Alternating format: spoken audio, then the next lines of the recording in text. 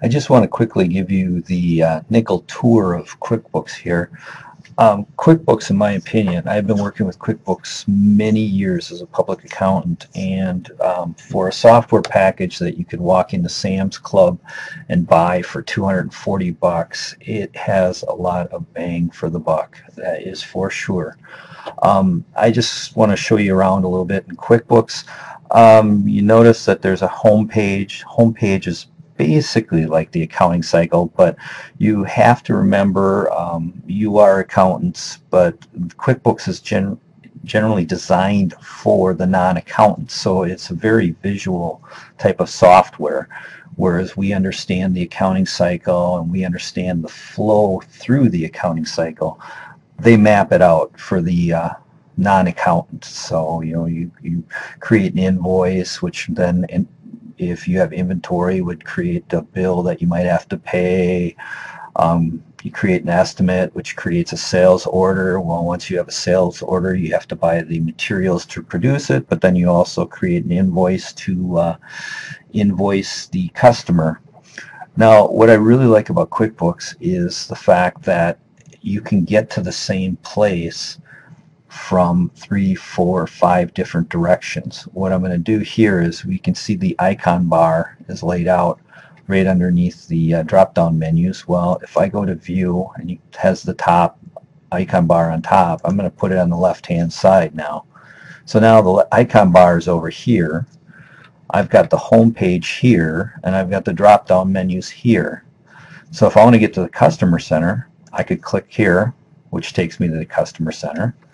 Or I could go over here, click on the customers, and that's going to take me to the Customer Center.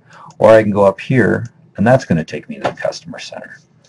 I think I might have 3 windows open. One of the things that I always do, and this is just a little sidebar type hint, anytime I'm working in QuickBooks, I always love to have the open window list available, because right now that tells me that I have the Customers Center open, I've got the home page open, and the Accountant Center open. Now if I were to go over here and I were to generate a report, I want to, underneath reports, I'm going to go to Company Financials, and I'm going to do a standard balance sheet. There's no data in there, but if I go over here and now I say all, now I've got a balance sheet. But you'll notice that I'm displaying the balance sheet, and it shows me in my open windows that the balance sheet is here. The last place I was the Customer Center. If I decide I want to go into vendors and enter a bill, okay, now I've got a bill. Well, I am in the Bill Center. My last place I was the balance sheet, and here's the Customer Center. The reason that I like to have that open as a preference, let's do a profit and loss, is because when I'm working with clients a lot, I might be in the profit and loss, and I might go, okay, well, I'm going to reclassify something. What's on the balance sheet? Well, I click over here. Now I've got a balance sheet. Well, there's accounts receivable. What do we have here for customers in the receivables that are out there? I want to go back to the balance sheet. So I can move around, and it takes me to the open windows very, very quickly. As I mentioned, you can get to the same place from multiple different paths. So if I go to banking and I want to use the check register, I click OK. Now you can see the check register is open.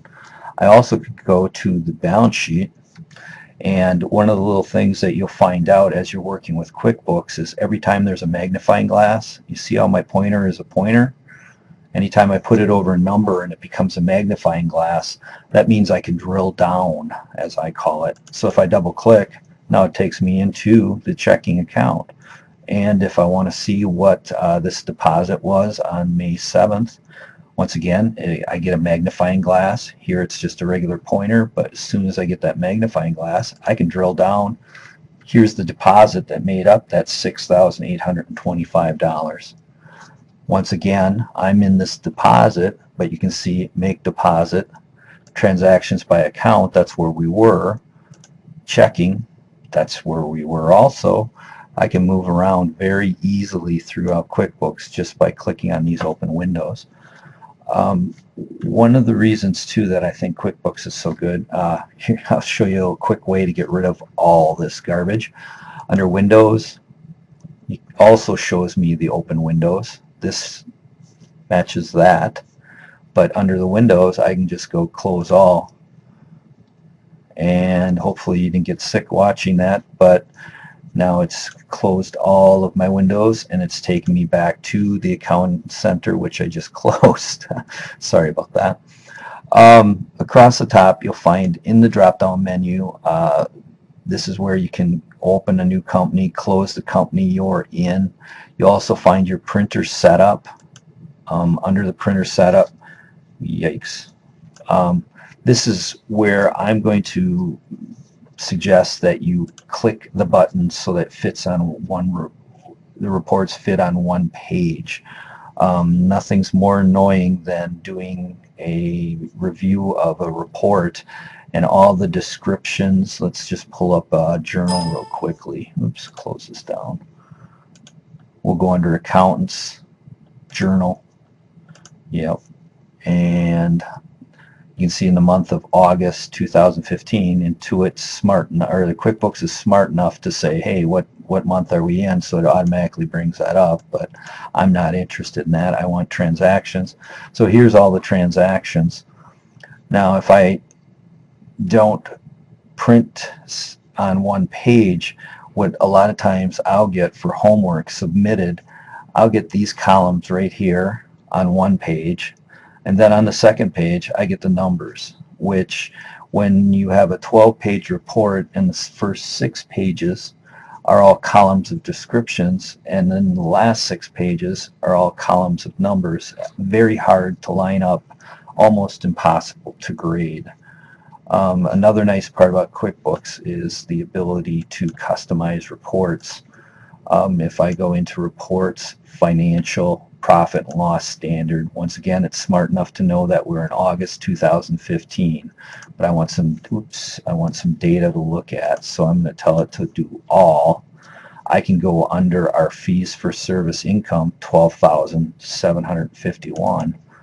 Once again it turned into magnifying glass so I could see what was in there, and I see there's a lot of transactions, but I actually want to see these transactions totaled by the person that we sold it to. So I can go under customize report, I can go sort by name, total by, payee, okay. Now we can see that Amy Piper, she brought in her cat Bleep, cat Sniper, dog Bogey. We've received $246.50 from Amy, which is comprised of $66 from Bogey, $120 from Sniper, and $60 from Bleep. So there's a lot of flexibility within this report to be able to see these different transactions. And once again, we can go under Customize.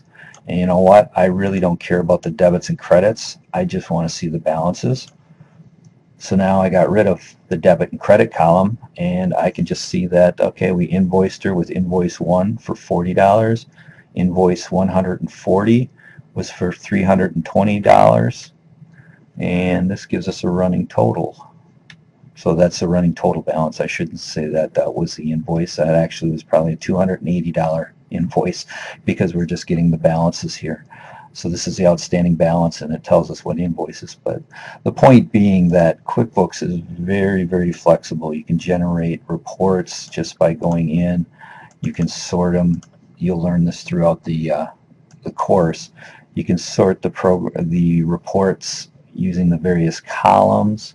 You can go into the customize. You can filter it for various different filters.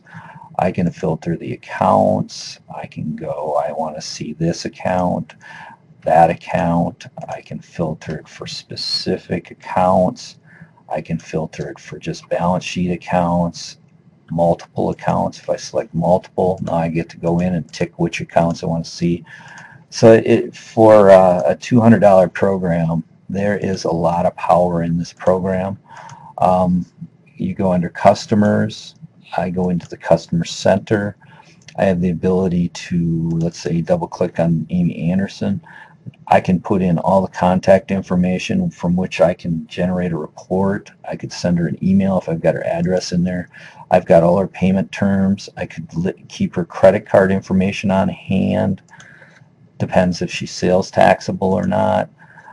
Customer type, and then we'll get out here a little later in the course with the defined fields. We can create our own fields that can be used in a number of different ways. If we were a florist, we might want to put anniversaries, dates in there to remind husbands to set up.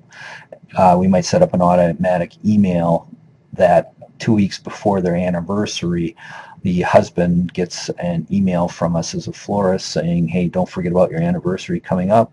We've got a sale on roses.